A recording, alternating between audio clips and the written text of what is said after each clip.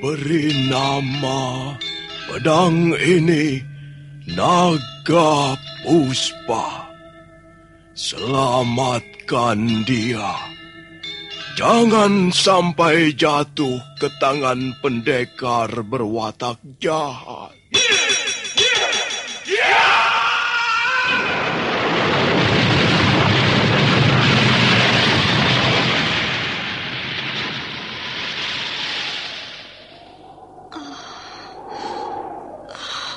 Kakang Kamandanu,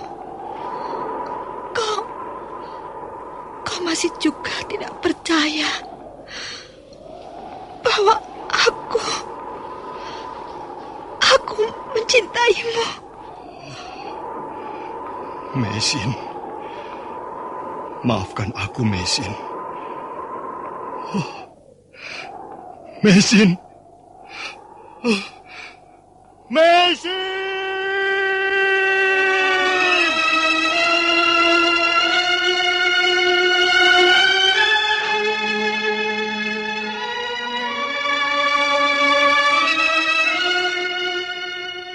Tutur Tinular.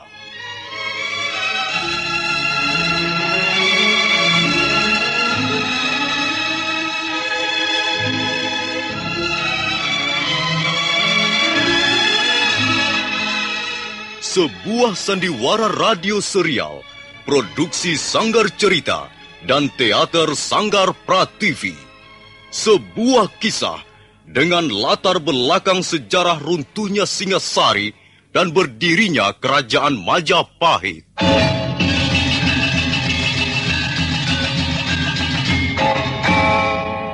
Sandiwara ini didukung oleh pemain-pemain radio yang sudah ternama. Ferry Fadli, Ivone Rose, dan Eli Ermawati.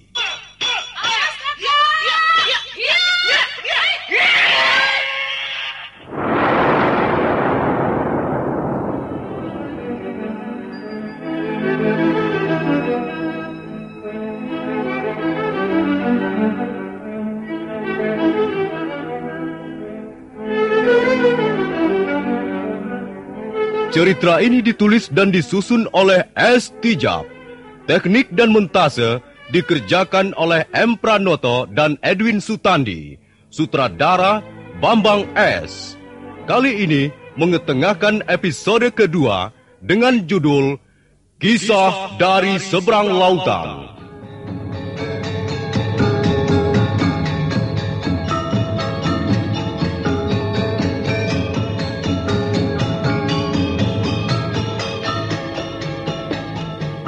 Dalam seri yang ke-31 ini didukung oleh para pemain. Wahyu sebagai Mengci, Dibyo sebagai Wong Chow, Ape Burhan sebagai Chanpi, Asdi Suhastra sebagai Empu Ranubaya, Yoko sebagai Kaisar Kubilai Khan, Armando Nida sebagai Panglima Kausing, Benny sebagai Panglima Sipi, dan Nusri pembawa cerita. Selamat menikmati.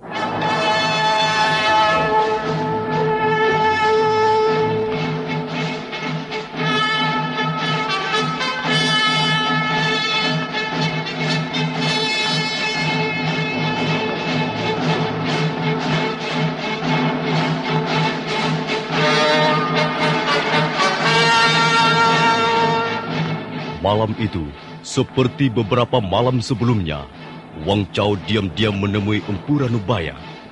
Setelah memberikan semangkuk arak, dia pun kembali ke tempatnya. Tapi malam itu, dia tidak sadar bahwa ada dua pasang mata sedang mengamati perbuatannya. Allah, sudahlah Pak Tua, jangan bertanya macam-macam. Aku tidak bisa lama-lama di sini. Minumlah arak itu untuk menghangatkan tubuhmu.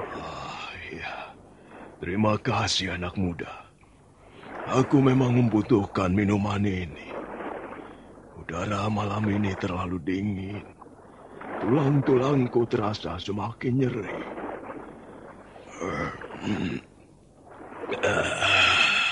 Nah, aku harus kembali ke tempatku. Iya. Hati-hatilah anak muda.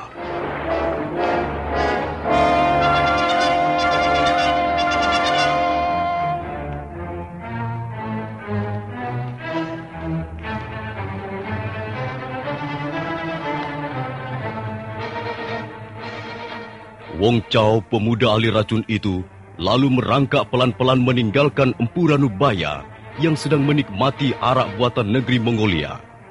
Dia belum sempat kembali ke tempat tidur, karena mendadak sebuah tangan yang amat kuat mencengkram pundaknya. Wong Chow sangat terkejut.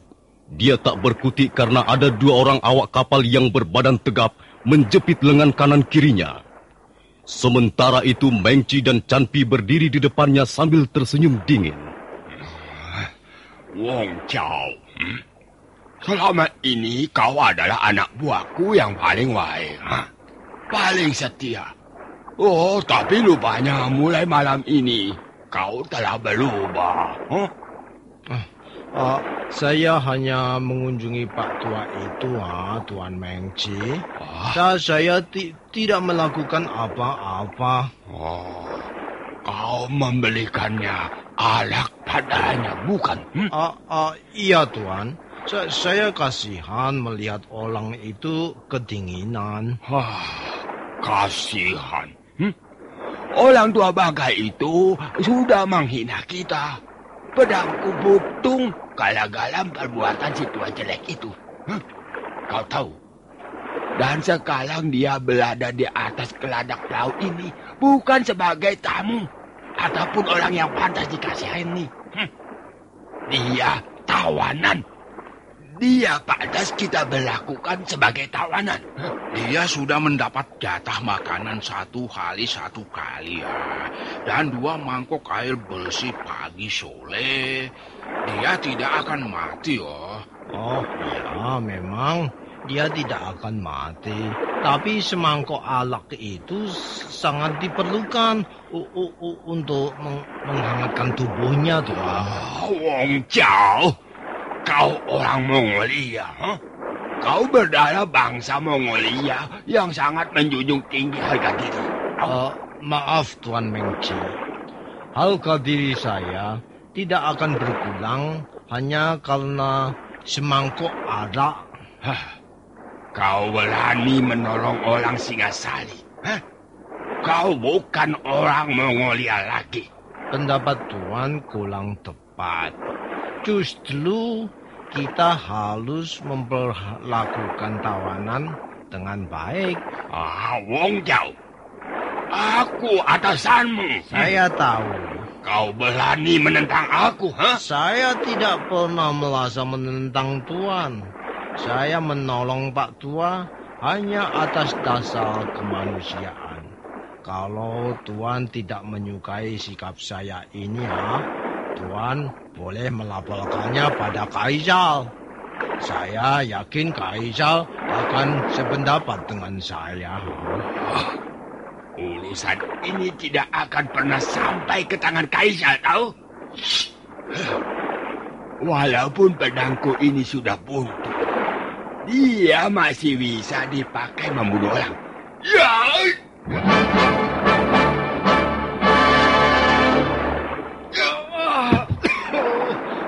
Tuan.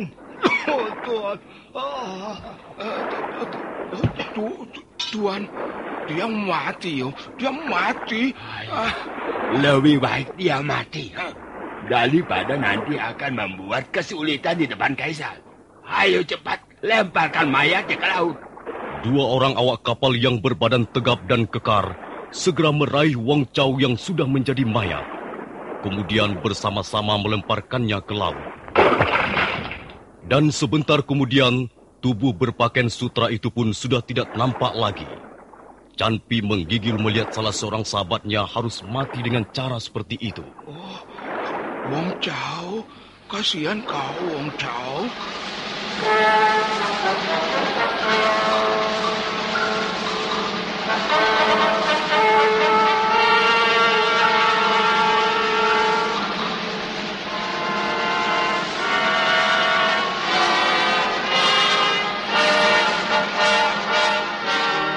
Perahu tongkang yang membawa Meng Chi dan rombongannya terus melaju membelah gelombang laut Cina Selatan yang terkenal ganas. Kadangkala badai turun dan perahu kecil itu terlempar ke sana kemari, seolah dipermainkan tangan-tangan raksasa yang mengaduk-aduk perut lautan. Tapi seluruh rintangan di lautan bisa diatasi para awak kapal yang sudah berpengalaman. Dan setelah 32 hari terombang-ambing di tengah lautan, maka pada suatu pagi yang cerah, kita sampai. Kita sudah sampai dengan selamat. Hai, lihat. Pantai Kamsa sudah menunggu kehadiran kita.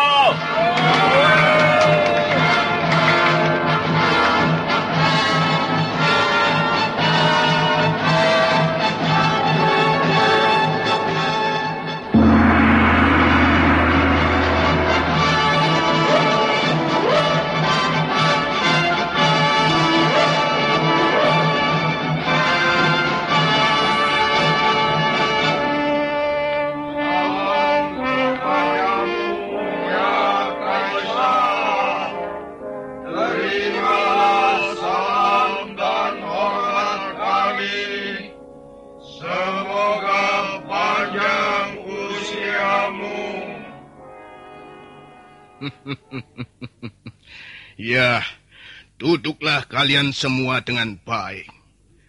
Nah, kita berkumpul di sini hari ini untuk mendengar laporan dari Panglima Shipi. Nah, mari kita dengarkan laporan itu. Silakan, Panglima Shipi. Ampun, Kaisar. Hamba hendak melaporkan tentang perwira hamba yang baginda utus ke negeri Jawa. Sudah hampir 3 bulan lamanya Mengci kuutus ke kerajaan Singasari. Bagaimana? Apakah sudah ada beritanya? Ampun, baginda Kaisar. Sekarang ini Mengci sudah berada di wisma para perwira kerajaan Mongolia. Oh, jadi dia sudah kembali dari tanah Jawa, Ampun, baginda.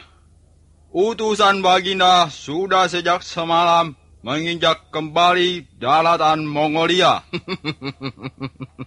Bagus, bagus. Aku ingin segera mendengar kabar dari Singasari.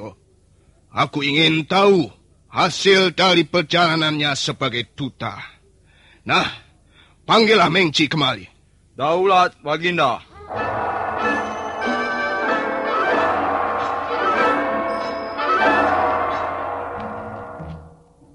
Ampun, baginda Kaisar. Mengci sudah hamba bawa menghadap. Baginda bisa menanyakannya langsung tentang hasil perjalanannya ke tanah Jawa. Baiklah. Mengci. Daulat, baginda. Aku ingin dapat keterangan mengenai hasil perjalananmu ke Singasari. Ampun, baginda. Akan hamba laporkan hasil perjalanan hamba bersama kawan-kawan ke tanah Jawa. Hamba tiba dengan selamat di tanah Jawa. Perahu yang hamba tumpangi mendarat di pantai Tuban. Kemudian hamba langsung menuju istana Singasari yang sekarang ini dikuasai oleh Prabu Kertanegara. Lalu surat itu sudah kau sampaikan pada Prabu Kertanegara? Ampun, baginda. Surat sudah hamba sampaikan langsung ke tangan Raja Singasari. Bagus, bagus. Lalu mana balasannya? Ampun, baginda. Surat balasan itu terpaksa tidak dapat hamba peroleh. Mengapa bisa begitu, Mengci? Ampun, baginda. Nampaknya Raja Kertanegara tidak menyetujui isi surat yang baginda kirim untuknya. Kalau dia tidak setuju isinya, dia bisa menulis surat balasannya. Iya, memang seharusnya begitu, baginda. Tapi Raja Singasari yang sekarang ini agak berbeda. Hamba membuktikan sendiri bahwa Kertanegara bukanlah raja yang bijak dan pantas dihargai, baginda. Mengci, kau jangan bicara sembarangan, Mengci. Kau harus bicara atas dasar dan bukti-bukti. Ampun, baginda. Justru hamba akan membeberkan pengalaman hamba yang tidak begitu menggembirakan selama berada di Singasari. Mungkin baginda dan semua yang hadir di balai persidangan ini masih dapat melihat apa yang terpahat di wajah hamba. Ada apa dengan wajahmu, Mengci? Inilah perbuatan Raja Singasari itu, Baginda. Dia bukan saja tidak setuju isi surat, tapi dia juga memaki-maki hamba. Hamba berusaha membela harga diri dan kehormatan hamba sebagai utusan bangsa Mongolia. Tapi inilah akibatnya, Baginda. Luka di wajah hamba ini adalah perbuatan Kertanegala.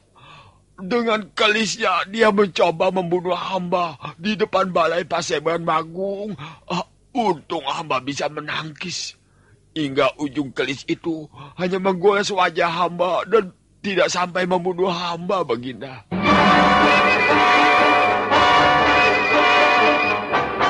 Mengci, kau adalah utusanku. Kau orang yang bisa kupercaya. Apa benar semua yang kau laporkan itu, Ampun, Baginda. Hamba tidak berani berdusta di depan Baginda, Kaisar Kubilai Khan. Kalau benar apa yang kau katakan itu, Kertanegara harus diberi hukuman. Dia tidak boleh memperlakukan seorang utusan seperti itu. Ampun, Baginda. Tindakan Kertanegara bukan hanya sampai di situ. Dia bahkan berani menghina Paduka. Dia telah merobek-robek surat yang Baginda tulis. Dan sewaktu hamba berikan peringatan, dia malah menantang perang.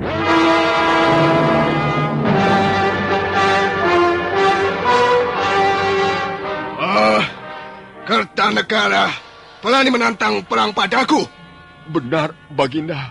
Kurang ajar. Kurang ajar. Seberapa besarnya kekuatan bala tentara Singasari hingga Kertanegara berani menantang aku, Baiklah, Mengci. Kau sudah menyelesaikan tugasmu dengan baik. Kau akan mendapat imbalan yang layak atas jasamu terhadap pemerintah Mongolia. Terima kasih. Terima kasih atas kemurahan hati Baginda. Nah, sekarang aku akan membicarakan soal ini pada kalian semua yang hadir di balai persidangan ini. Bagaimana pendapatmu, Panglima Kausing? Apakah dalam waktu dekat ini aku harus mengirim bala tentara ke Singasari? Ampun, Baginda. Dalam hal ini Baginda jangan terburu nafsu. Persoalan mengirimkan bala tentara Tartar ke Singasari persoalan mudah. Tapi hendaknya Baginda bersikap waspada. Ucapan Kertanegara dan sikapnya itu jelas menunjukkan kesombongan yang perlu mendapat pelajaran. Benar, Baginda. Baiklah, hamba akan mengemukakan pendapat hamba. Tapi sebelumnya hamba ingin menanyakan pada Perwira Mengci tentang satu hal. Silakan. Mengci, ya, kami percaya apa yang telah kau laporkan pada Baginda Kaisar Kubilai Khan. Tapi kami juga minta bukti-bukti. Siapa saja yang ikut menjadi saksi bahwa Raja Singasari telah menghina kita, bangsa Mongolia. Kami bertiga menjadi saksinya, Panglima. Saya sendiri dan 2 orang anak buah saya, Canpi dan Wong Chao. Canpi, saya lihat hadir di sini. Mana Wong Chao? Maaf, Panglima. Wong Chao tak bisa hadir karena telah meninggal di perjalanan.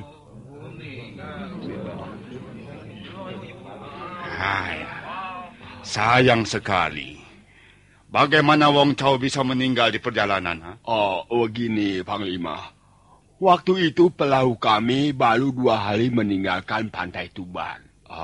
Saya sudah berulang kali memperingatkan agar awak kapal jangan terlalu banyak minum. Karena keadaan air laut tidak menentu.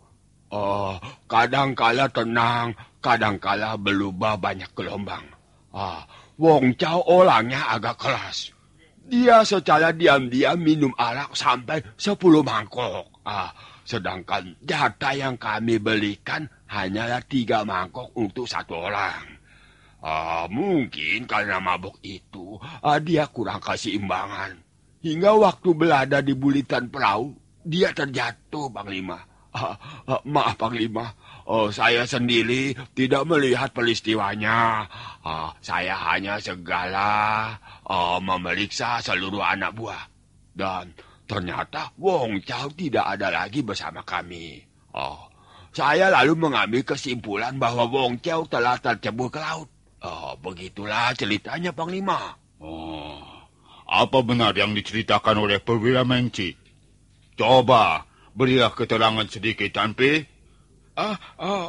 Benar, Panglima. Waktu itu memang tengah malam, dan sebenarnya bukan hanya Wong Chow yang mabuk. Tapi dia minum paling banyak. Benar.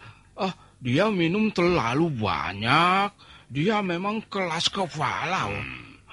Tak ada lagi yang bisa kau katakan, Tan Pi? Tidak, Panglima. Waktu itu saya juga tidak melihat peristiwanya. Saya sudah hampir tidur di geladak depan bersama teman-teman yang lain. Nah, sekarang aku mau tanya. Apa benar Prabu Kartanegara telah menghina kalian? Benar, Panglima, benar. Apa yang dikatakannya, coba? Dapatkah kau mengingat-ingat sepatah atau dua patah kata? Kalau tidak salah, Kartanegara berkata begini, kalau kalian tidak senang, kalian laporkan pada Kaisar. Aku tidak akan gentar menghadapi bala tentara Tartar. Cukup. Kukira tak perlu lagi bukti. Kartanegara memang perlu dihukum berat. Dia mempunyai dua kesalahan pada bangsa Mongolia. Pertama, dia telah berani menghina utusanku, bahkan melukainya. Dan kedua, dia telah berani melupek-lupek suratku, yang berarti menantang perang. Ampun, Baginda. Barangkali masih ada satu hal lagi yang ingin dilaporkan oleh Perwira Mengci. Tentang orang tua, orang Singasari yang ikut terbawa perahunya ke negeri kita.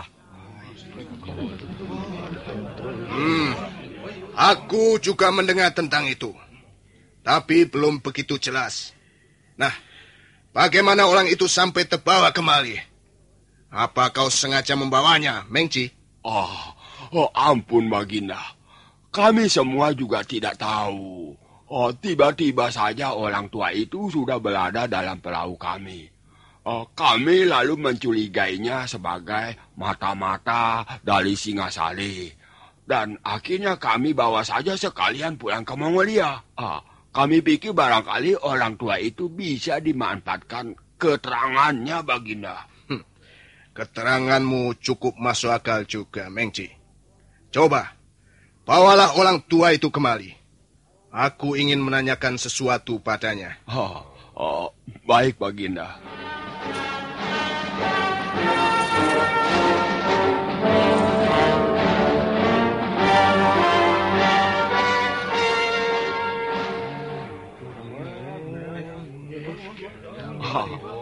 Ini orangnya, Baginda.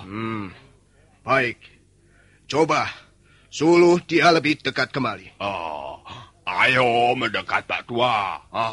Maju lagi 2 langkah dan berlutut di hadapan Baginda Kaisar Kubilaikan. Tidak. Aku di sini saja. Dan aku tidak mau berlutut. Orang tua, berlutut. Kau tahu sedang berhadapan dengan siapa sekarang ini, Ayo berlutut. Sudahlah. Biarkan saja dia di situ. Nah, Tuan, siapa nama Tuan? Tuan Kaisar bertanya pada saya. Ya, aku ingin tahu nama Tuan. Ranubaya. Bagaimana Tuan bisa sampai ke negeri kami ini? Barangkali Mengci sudah menceritakan semuanya pada Tuan Kaisar. Karena itu tak ada perlunya saya memberikan keterangan lagi. Saya kira keterangan Mengci sudah lengkap. Baik, baik. Apakah benar Tuan adalah mata-mata kerajaan Singasari? Apakah Mengci berkata begitu? bahwa saya adalah mata-mata Singasari? Tuan harus menjawab pertanyaan saya. Bukan sebaliknya ganti bertanya, oh. Kalau saya dipaksa menjawab, baiklah. Bukan. Saya bukan mata-mata.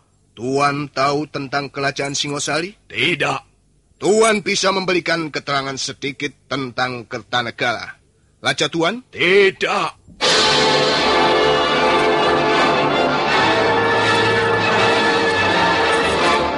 Mereka yang hadir terkejut mendengar jawaban-jawaban Empu Ranubaya yang singkat dan berani.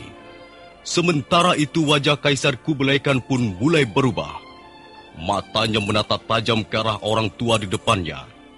Nah, para pendengar sekalian, bagaimana kelanjutan kisah ini? Silakan mengikuti episode Kisah dari Seberang Lautan ini pada seri berikutnya. Sampai jumpa.